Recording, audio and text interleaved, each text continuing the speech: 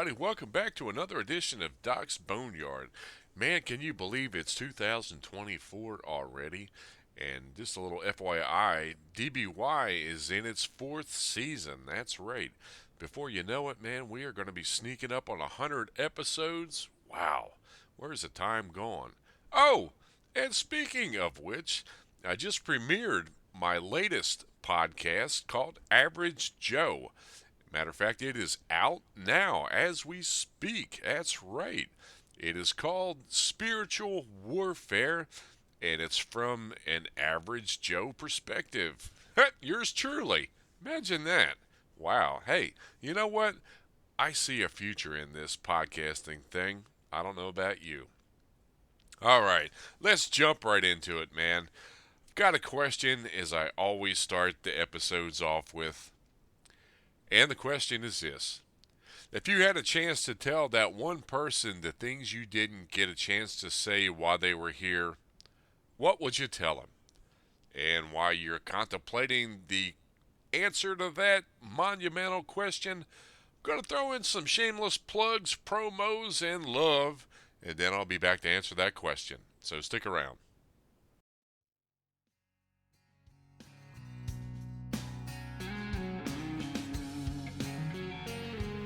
U.S. Marine Corps veteran Scotty Frazier survived the battlefields of Iraq and came home to pursue his passion of music. His album, Do or Die, chronicles his journey from warrior to the man he is today. You can listen to his music on all major platforms and follow him at www.scottyfrazier.com. That's www.scottyfrazier.com, or follow the Scotty Frazier Band on Facebook.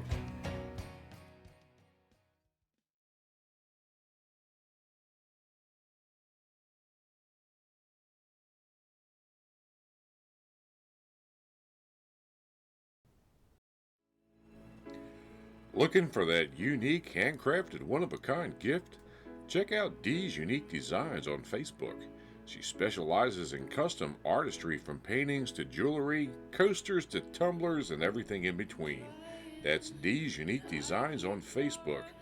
Give her your ideas and watch them come to life.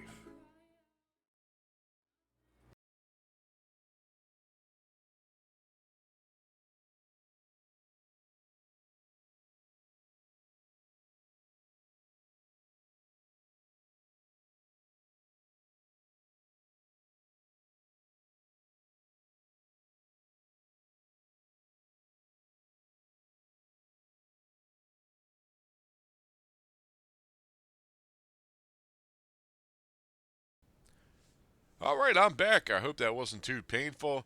But you know what? I've got to pay the bills, and I believe in paying it forward. Well, actually, I make no money off the promos, but I'm just sharing the love.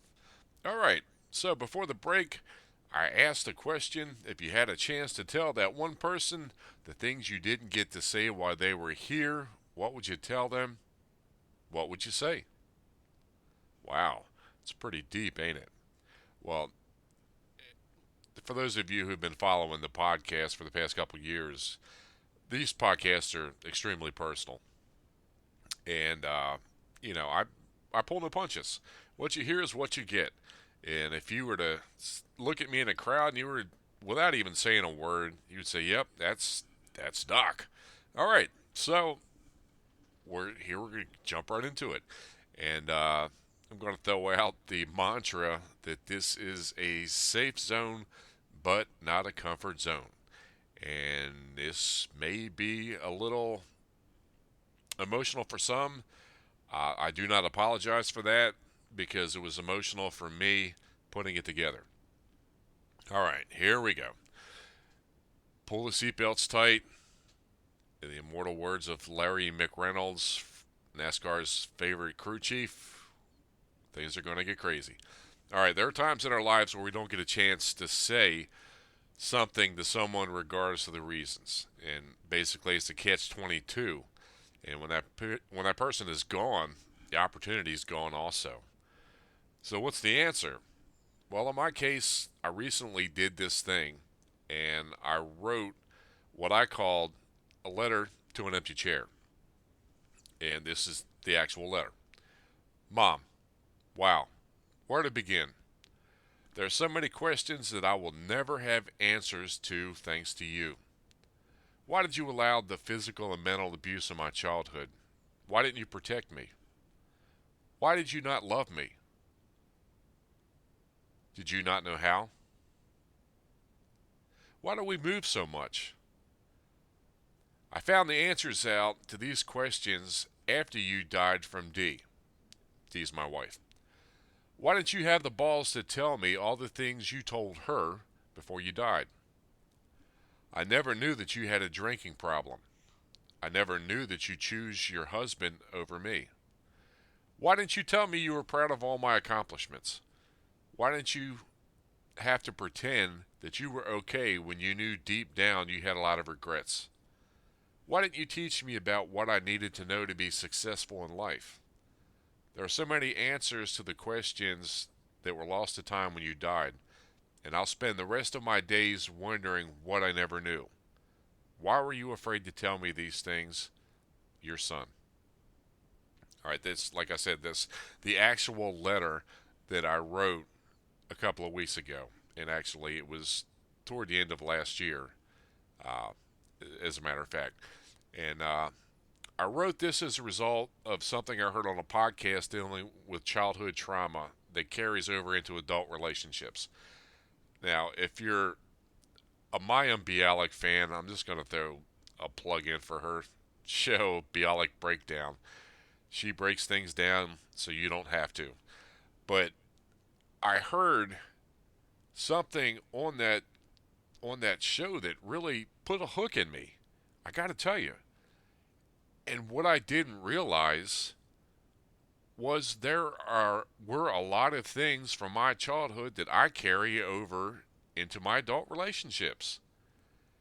And it was just like God himself said, "Hey, Doc, duh, you, you get the point. The light bulb is blinking here. You get the point." So anyway, I threw this letter together, and it was something that I'll never have answers to. There are questions that I will never have answers to. My mom died in February 2020, right before COVID hit. As a matter of fact, I got an email in October, late October 2019, from her telling me that she had pancreatic cancer and she didn't have that much time left. Now, I had pretty much severed communications with her years before that after I said everything I needed to say, and we really didn't have much in the way of conversation up to that point. And to be honest, I was totally indifferent to the message.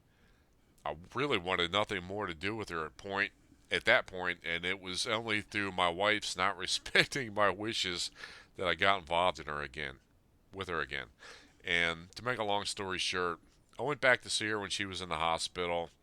She wanted to talk and tell me some things, and while I really had no desire to hear what she said, I did so that she could clean her conscience, and that was the last time we spoke.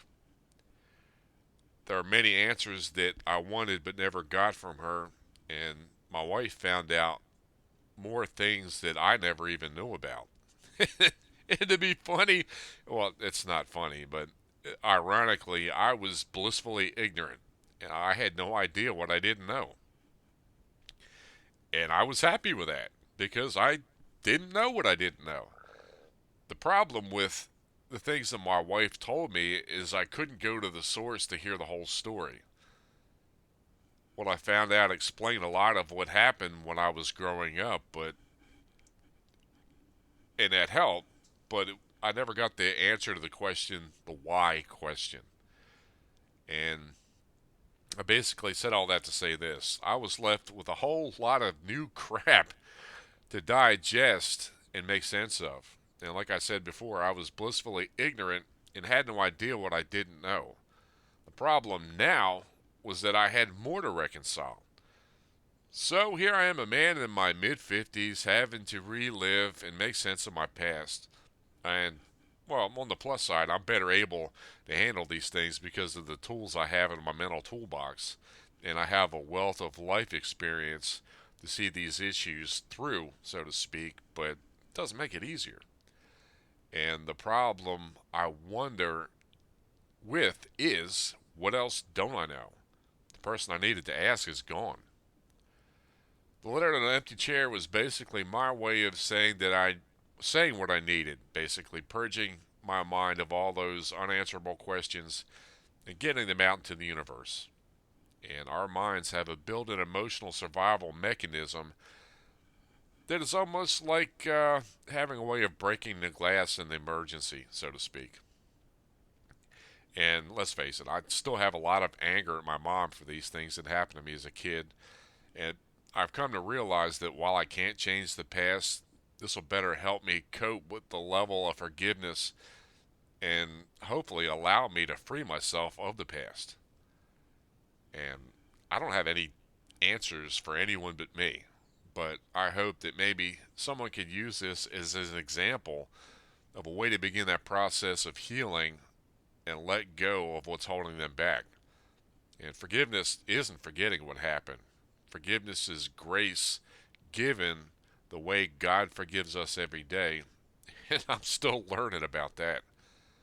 I mean, let's face it, I turned 55 in October, and I made the decision to let things roll off my back. Now, it's funny, my wife is going to roll her eyes when she hears me say this to you guys, and I could just hear the voice in the back of my head saying, "So why don't you? Duh." So I'm going to say this in my defense, Your Honor. I'm a work in progress. I don't have time to hang around on the baggage of emotional boulders that drag me down. I'm getting too old for it. The hardest thing in the world for me is to let go. And I do hold grudges and hang on to past hurts. The funny thing is, the only person who wronged you has moved on. Staying angry at them doesn't hurt them in any way, and all it really does is cost me my peace of mind. So why would I want to give that up? Why let someone else control me? I'm going to take that power. And I know, I thought, well, if I stay mad at this person, well, then they'll be sorry. And the sad part is, they'll never know. So why even go down that rabbit hole? I'm going to take another short pause for the cause, and I'm going to throw a song in from a good friend of mine, Mr. Shannon Book. It's called Not Alone.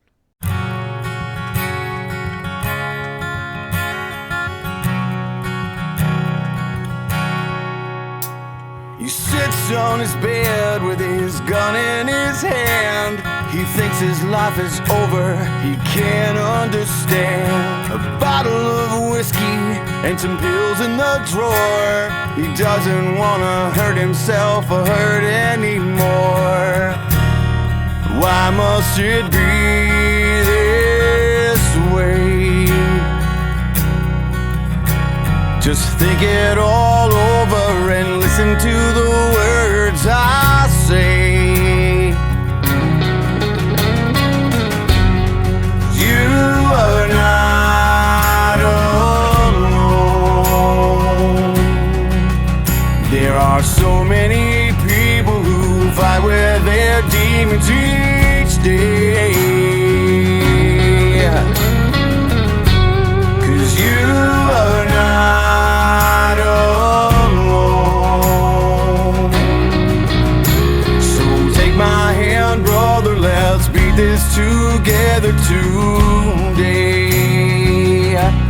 You're not alone.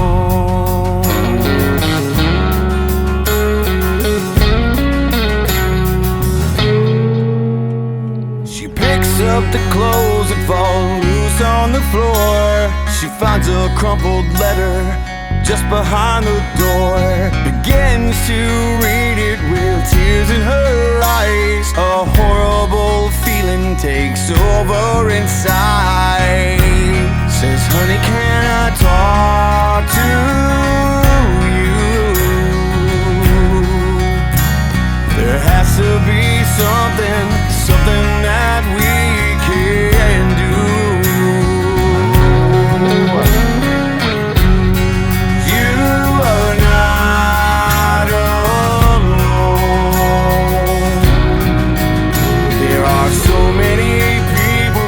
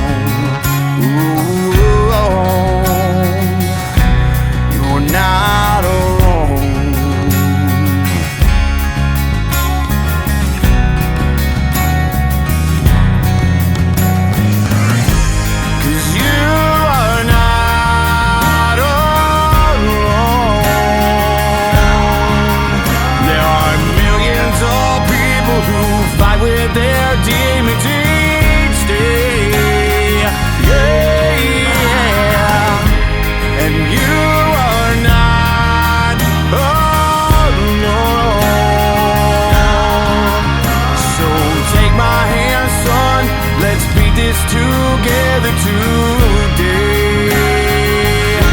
You're not alone.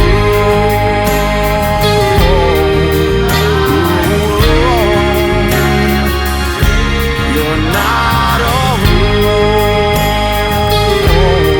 Not alone. Sits on his bed with his gun in his hand. He puts it away, 'cause now he understands.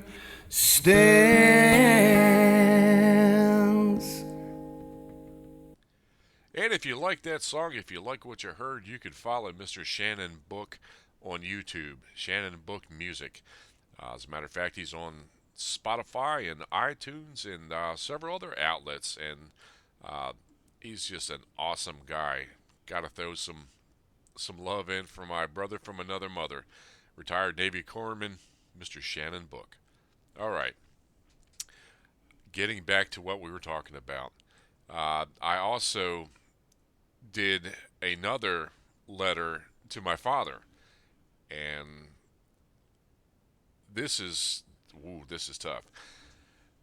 I don't know a lot about my dad. I don't remember a lot about my dad, as a matter of fact. My mom left him, I want to say, when I was 4 or 5-ish, somewhere around there. And really, at that age, you don't have a lot of memories. I remember bits and pieces, little fragments, but it was something that we never talked about. So, a little background on this story. In 2005, October 2005, I was sitting in an almost empty house, packing up an almost empty house. As a matter of fact, my ex-wife had taken the kids, went off to her father's, and I was listening to a Christian broadcast, and the show's name is called Unshackled. It's by Pacific Garden Mission in Chicago, Illinois. And matter of fact, it was talking about forgiveness. And that night, I forgave my father for what he had done with me. But it wasn't until years later that I actually wrote this letter. And I did it after I wrote the previous one to my mother. So, here is the actual letter. Hi, Dad. It's your son. I haven't seen you in years. Where the hell have you been? I've been right here my whole life waiting for you to come back. I looked around when I was 5 years old, and you were there with me and my mom. You used to take me shooting down below the St. George's Bridge on the weekends. I love spending those days with you. Why did you have to pick up the bottle, Dad? Why did you need to take that drink? Did I do something bad? I'm sorry, Daddy. Just don't hit me or Mommy again. Dad, you left when I was in first grade. I remember waking up when you were not there. Hey, Dad, I'm 11 years old now. My mom just told me she couldn't take care of me anymore and she has to send me away. I'm so scared, Dad.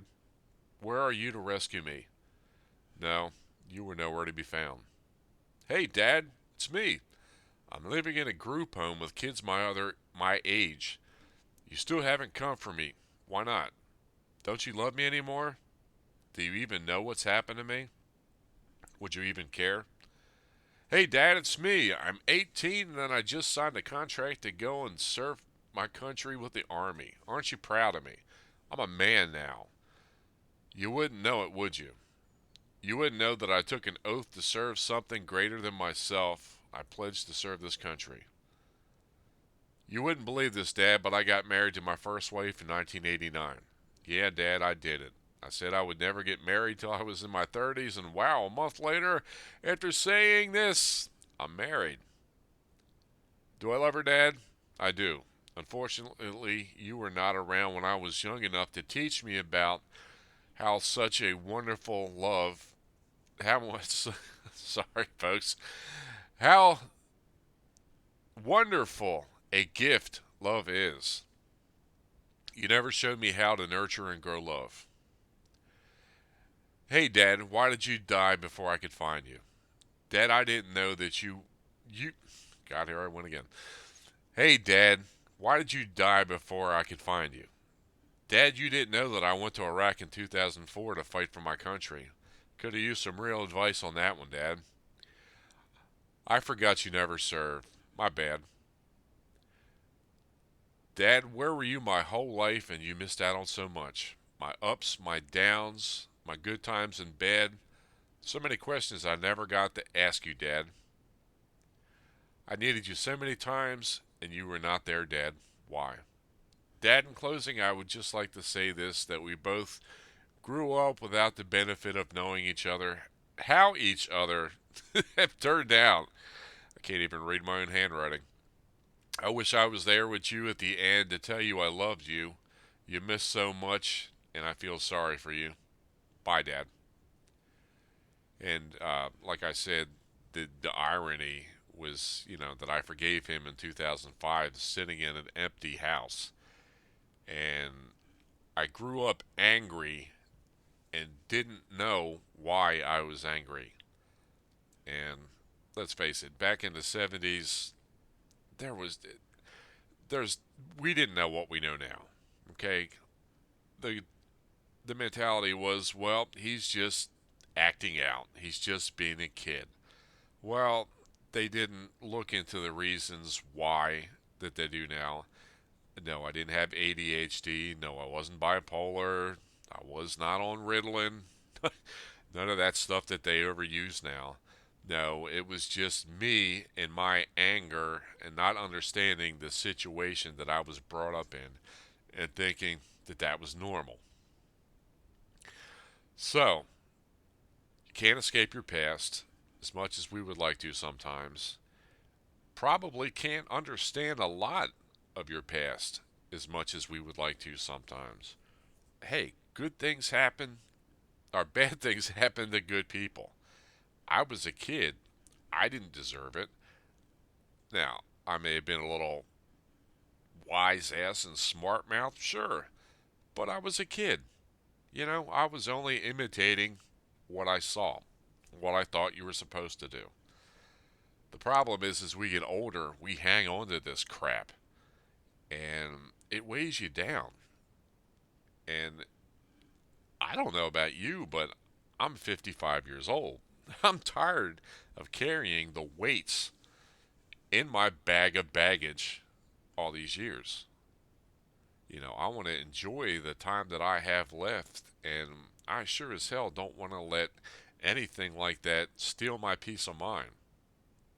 Now, it's only through God's grace that I can forgive, and that's still a work in progress. Like I said, concerning my mother, still got some work to do in that area. She's dead and gone. Matter of fact, she's this. I know this isn't funny, but she was cremated, and we have her remains in the garage. So she is no longer here. Uh, I don't know where she's at. I don't know if she was saved before she died or not. I figure I'll find out someday. But why hang on to all that XX baggage? And I'm sorry I messed up reading what I didn't actually. I wrote it on the screen. I typed it. And I got sort of tongue tied. And it probably didn't come out the way I wanted it to. But you get the point. That's all that matters. Let go of the stuff that you're hanging on to. I have to work on this every single day because I can hold a grudge with the best of them. And I am first to point the finger at myself. Man, I can tell you what you did to me, when you did it to me, how you did it to me. You get the picture. And if my wife listens to this, man, I'm going to get one hell of a nasty look and an I told you so. Okay, get it, got it, understood it, point taken, taking my own medicine, my own heaping spoonful of castor oil without the benefit of Kool-Aid. Got it. Guilty as charged. So what's the motto of all this? Learn to let go. Don't keep dragging that crap around. Until next time, well, there will be a next time, folks. I've got some interesting stuff coming up. I'm working on a show called The Rainbow Bridge about pets that we lost. I'm working on some other cool stuff, not to mention the radio show, DBY Radio. I'll post updates and things on my Facebook page for DBY Radio. Uh, if you get a chance, tune in. It runs 24/7, all day, every day. And what can I say? I'm just a squirrel trying to get a nut. Remember, it's not the fat to meet the gristle, it's just the bare bones. And I'll see you next time. God bless.